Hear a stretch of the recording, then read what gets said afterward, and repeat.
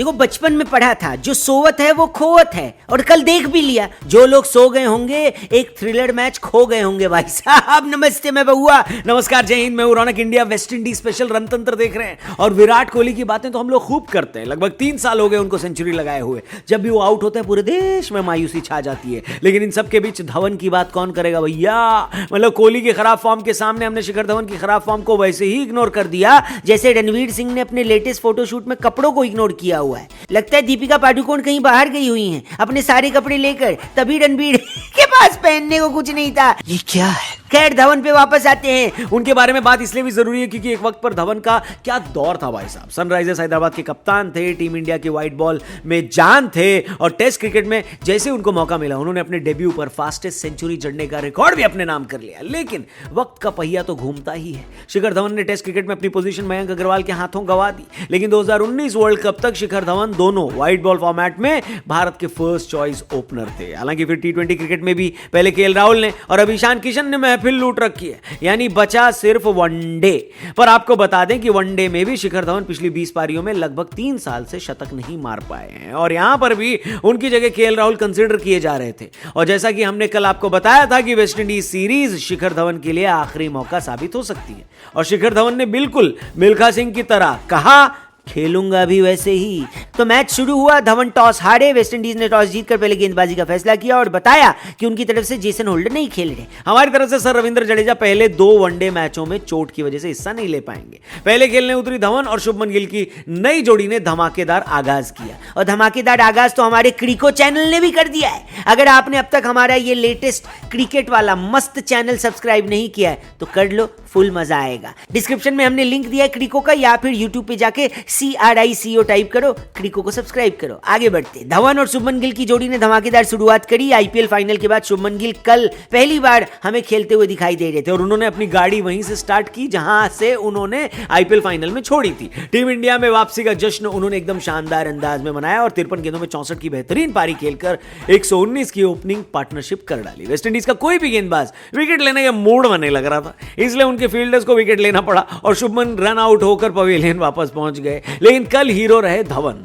जितना भी प्रेशर उनके ऊपर था उन्होंने उस प्रेशर को कुकर में डाला और 13 सीटी लगा दी। 13 सीटी, 13 बाउंड्रीज लगाई, और उन बाउंड्रीज पर सीटियां बटोरी, और एक बेहतरीन 97 रन की पारी खेली। धवन भैया अगर सेंचुरी बना लेते ना तो वीकेंड की शुरुआत उनके इंस्टा रील्स की तरह और शानदार हो जाती। लेकिन चलिए अभी 2 वनडे बाकी हैं, धवन भैया उसमें तोड़ देना भाई साहब। खैर धवन के अलावा नंबर 3 पर खेलने आए श्रेयस अय्यर भी बेहतरीन फॉर्म में दिखाई दिए। खराब फॉर्म से वापसी करते हुए उन्होंने भी एक जबरदस्त हाफ सेंचुरी लगा दी। पहले 3 बल्लेबाजों को खेलते हुए देखकर लग रहा था कि या तो पिच बेहतर है या फिर वेस्ट इंडीज वाले गेंदबाजी करना भूल गए। ऐसा लग रहा था कि 350 तो कहीं नहीं गए, लेकिन शायद हमारी खुद की नजर हमारी टीम को लग गई। इन तीनों के अलावा बाकी कोई बल्लेबाज टिक ही नहीं पाया। ऐसा समझ लो कि पहले 3 बल्लेबाज केसरिया थे और बाकी के लव स्टोरियां।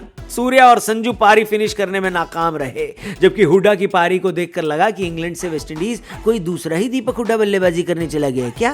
दीपक हुड्डा 32 गेंदों में सिर्फ 27 रन बना पाए, वो भी डेथ ओवर में। उनके बल्ले से सिर्फ 1 चौका और 1 छक्का आया। एक वक्त पर 350 के सपने देख रही टीम इंडिया का 300 पार करना भी मुश्किल लग रहा था, लेकिन आखिरी 3 ओवर में 36 रन आने की वजह से वेस्टइंडीज को 309 का टारगेट मिला।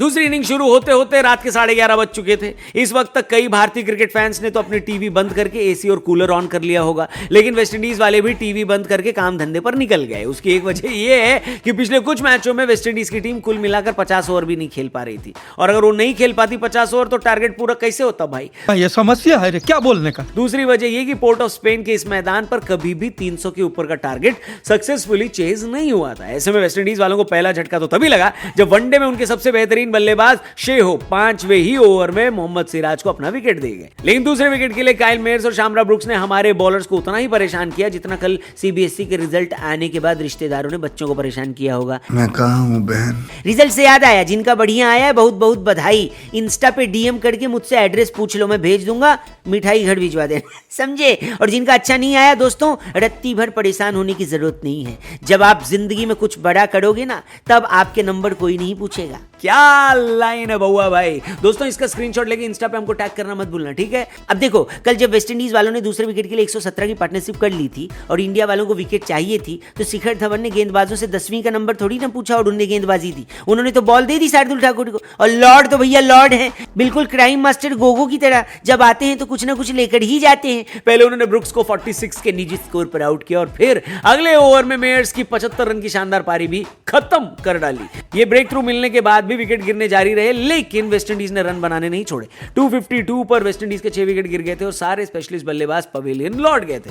रिक्वायर्ड 100 भी 10 के ऊपर था, लेकिन रोमानियो शेफर्ड ने इसके बाद मिलकर अकील हुसैन के साथ जो पार्टनरशिप करी है उसे ही हीरो नंबर 1 की हीरोइन कहा जाता है। मतलब करिश्मा, तो मतलब उसे ही करिश्मा कहा जाता है। एक बार को तो हमें लग रहा था कि वेस्टइंडीज शायद एक बार फिर पूरे 50 ओवर न खेल पाए, लेकिन रोमानियो शेफर्ड ने अकील हुसैन के साथ मिलकर रात के 3 बजे भी मजे दिला दिए भाई साहब। भारत की इनएक्सपीरियंस गेंदबाजी लाइनअप का भरपूर फायदा उठाते हुए शेफर्ड ने 49वें ओवर में प्रसिद्ध कृष्णा को कूट दिया और मैच को आखिरी ओवर तक ले गए, जहां वेस्टइंडीज को जीतने के लिए 15 रन की जरूरत थी। अगर कोशिश के नंबर मिलते ना भाई साहब तो वेस्टइंडीज ने मैच जीत लिया था। आखिरी बॉल पर 5 रन की जरूरत थी, लेकिन सिराज ने शानदार यॉर्कर मारकर पहले वनडे में भारत को 3 रनों से जीत दिला ही डाली। भाई दूसरा वनडे कल शाम को खेला जाएगा और पहले मैच के बाद ये बात तो क्लियर हो गई है कि भाई साहब सीरीज में बहुत मजा आने वाला है। लेकिन जरा कमेंट करके ये बताना कि ये वीडियो आप देख कहां से रहे हो। क्या आपने भी पहले मैच के मजे लूटे या फिर नहीं भैया हम तो एसी पंखा कूलर चलाकर सो गए थे। जो भी हो कमेंट करके जरूर बताना और अपना नाम भी जरूर लिखना। बाकी हेलो, हमारे चैनल को जरूर सब्सक्राइब करना, फेसबुक पे देख रहे हो तो पेज को लाइक करना और इस पूरी सीरीज में हम आपके लिए बहुत कुछ स्पेशल लाएंगे। फिलहाल जाएंगे, मिलते हैं आपसे कल। Thank you for watching. जय हिंद।